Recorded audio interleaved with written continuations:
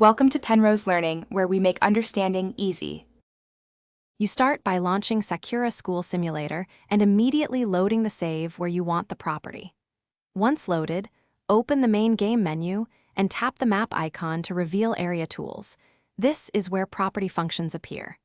Make sure you already have the property ID code handy because you will enter it directly.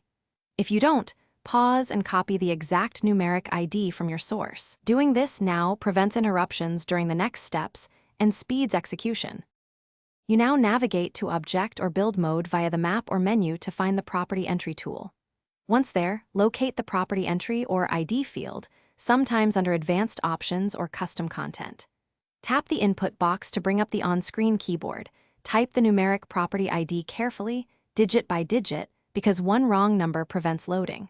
Use transitional pauses as you type so you can confirm each character. If the ID is long, copy-paste if available to avoid typographical errors.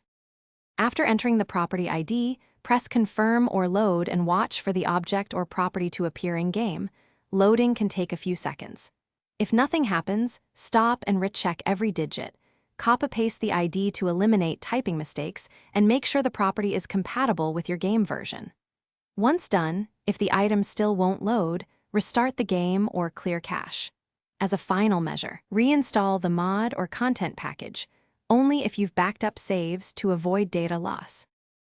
Thanks for watching. If this was helpful, leave a like and consider subscribing. See you next time.